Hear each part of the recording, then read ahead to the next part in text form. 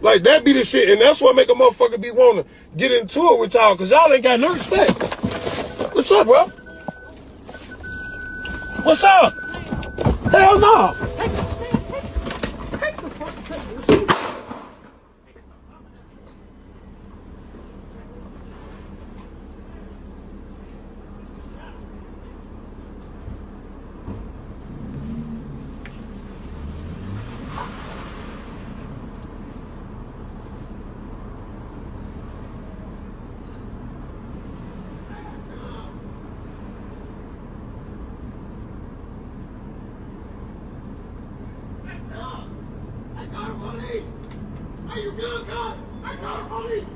They calling him now, bro. Millions have seen it, but nobody's talking about what really happened. Kevin Tug Watson went live on Facebook, like he did countless times before. But that night, August 13, 2025, his live stream ended in tragedy. A man reached for his diamond chain, a struggle happened, and one gunshot later, he was gone. Was it just a robbery gone wrong? Or was there more behind this, something darker that no one wants to say out loud? Tug wasn't just another face in Chicago. He had charisma, a style that stood out, and a voice in the nightlife scene. People followed him, knew him, and trusted him. And on that night, he chose to speak his mind, to call out the problems he saw: security, owners, and the culture that allowed violence to simmer behind closed doors. And now, with thousands having witnessed his last moments online, questions remain. Who really pulled the trigger? Who benefits from this chaos? And how much of what he said minutes before his death was ignored until it was too late? This story is raw, unsettling, and controversial. It's not the kind of story that mainstream news wants to linger on, but we are going to peel back the layers, piece by piece, hour by hour, and reveal the world Tug lived in, a world where showing off a chain could make you a target, and speaking truth could cost you your life. Kevin Tug Watson was known for a few things: his laugh, his sharp style, and most famously, his diamond chain. To many in Chicago, he was a personality, someone who brought energy to the nightlife. To others, he was a cautionary tale.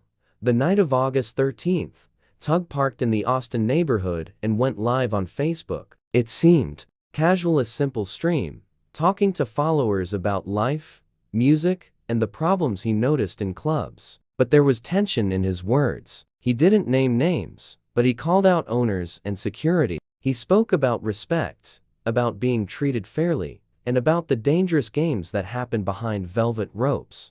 Minutes into that stream, a man appeared. He reached for Tug's chain. Tug didn't resist. He said, "Take it." And then, one gunshot. A voice, shaking. "They trying to rob me." And it was over. This chapter of Tug's life, like many others, shows the complexity of his world. He was loved and admired, but also a target. His presence, his personality, and his possessions put him in danger, and it all happened in front of thousands. Live online. If you want the full story, the hours before, the theories, and the controversy, hit subscribe now. Stories like this are important, and we don't let them disappear. Tug had been at a club earlier that evening. People remember seeing him argue with security, calling out behaviors he thought were wrong. There are conflicting accounts. Some say he was loud, others say he was warning people. One attendee wrote, "He knew something was going to happen." Was it foresight or just hindsight? What's clear is that Tug was outspoken. He spoke about fairness, respect, and the dangers of standing out. That night, he parked in a place he felt safe and went live. What happened in those hours was a microcosm of a larger issue.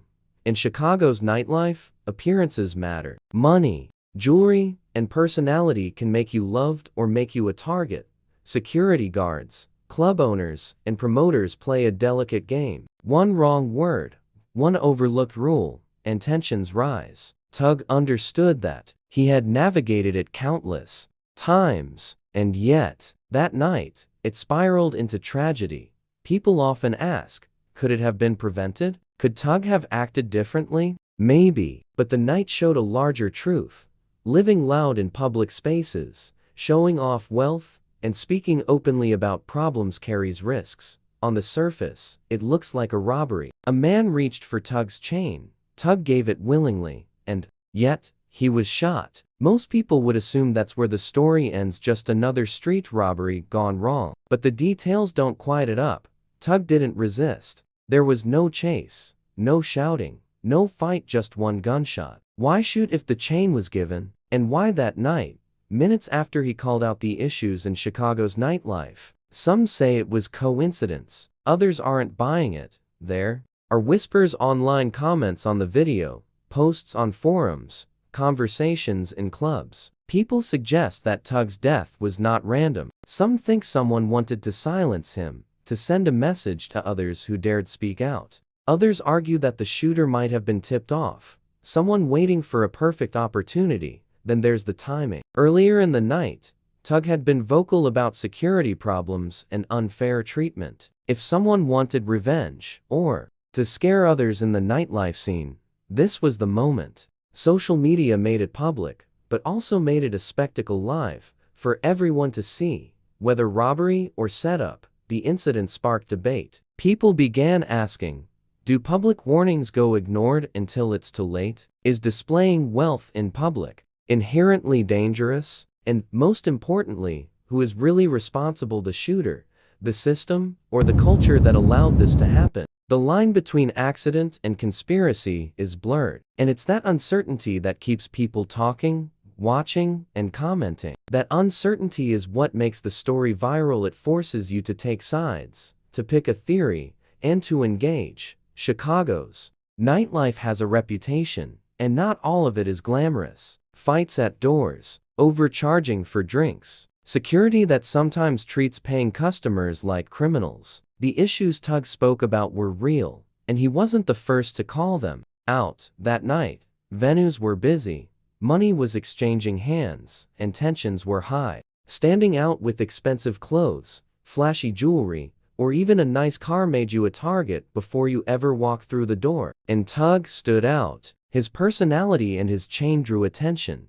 The problem isn't just theft, it's the system that allows it. Some clubs cut corners on security training. Guards sometimes focus on intimidation rather than protection. Owners prioritize profit over safety. And the people who navigate this world like Tug are often caught in the middle.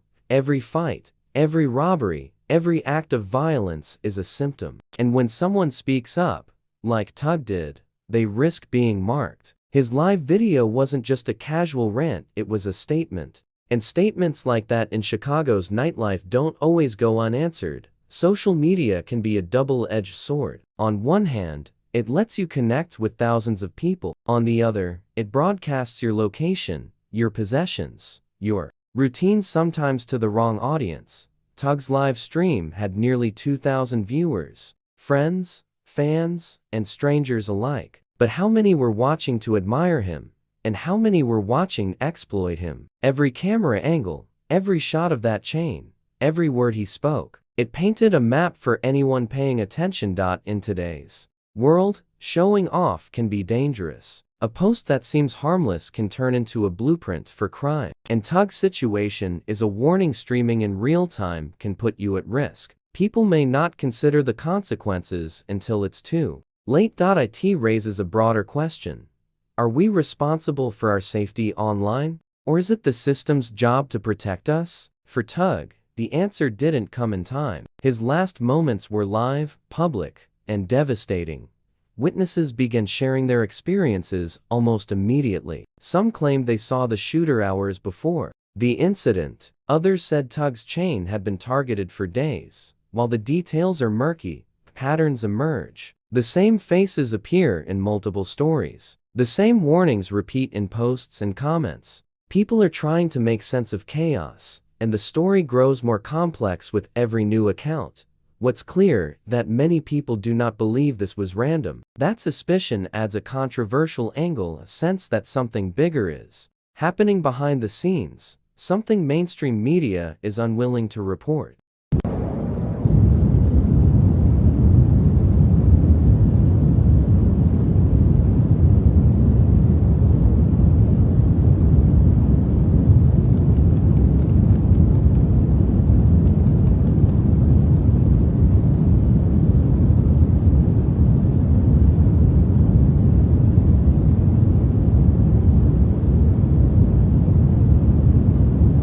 certain neighborhoods, there's a silent agreement, a way of living that everyone understands, even if it's never spoken. Don't stand out. Don't flash what you can't protect. Don't draw unnecessary attention. Tug knew the rules. He had grown up navigating the streets, seen friends and acquaintances face violence for minor mistakes. But he also believed in living loud, showing who he was, and not hiding. That confidence made him respected, admired, and yes, envied. Walking into clubs, talking on Facebook Live, wearing a diamond chain worth thousands, all choices that marked him. Choices that some saw as courage, others saw as a mistake waiting to happen. And that night, the lines between respect and danger blurred. People online debated his actions. He should have stayed home. He was brave, not reckless. These opinions reveal more than just judgment. They reveal fear, cultural tension, and a harsh reality many choose to ignore. The unspoken rules aren't written on walls, but they govern behavior. Following them can keep you alive. Breaking them can cost you everything. Tug broke them, but he also made a statement. He refused to be invisible. And that defiance, it can spark controversy. It makes people question their own decisions. Are we playing it too safe, too hidden, too controlled? Or do we risk it all, showing who we are to the world? Tug's story sits at that intersection: bravery, visibility, and the consequences that follow. And as viewers, we can't look away. We want to see what happens next, because we recognize the tension. Every time violence occurs, someone loses, but someone also gains. Fear keeps people home, paying for security, staying away from nightlife that once thrived. Profit shifts, but the streets keep spinning in a cycle. Promoters, club owners, even security companies sometimes benefit indirectly from fear. Higher fees, more control over guests, fewer confrontations in the spotlight. The system becomes self-sustaining. Chaos feeds business, and silence protects those in power. Tug's death sparked outrage, but it also reminded people to tread carefully. People stay alert. They follow the unspoken rules. They pay extra for protection. They avoid confrontation. And while we mourn, others quietly gain.